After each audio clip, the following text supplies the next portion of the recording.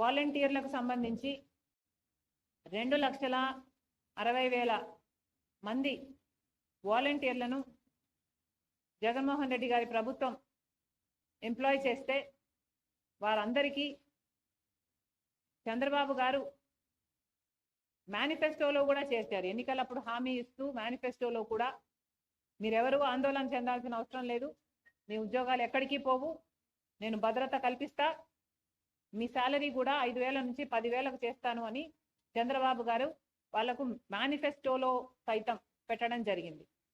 మరి అలాంటప్పుడు మొన్న జరిగిన కేబినెట్ మీటింగ్లో దాని గురించి నెగటివ్గానే మీ మంత్రులు రియాక్ట్ అయ్యారు. మరి మీ ఉద్దేశం ఏమిటనుకోవాలి?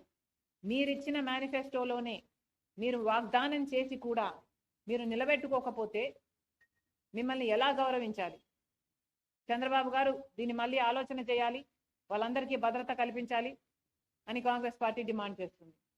ఇది ఫ్రెండ్స్ ఈ వీడియో కానీ నచ్చితే చిన్న లైక్ చేయండి, షేర్ చేయండి. కొత్త ఇచ్చేసినట్లయితే తప్పకుండా సబ్స్క్రైబ్ చేసుకోండి. Thank you for watching.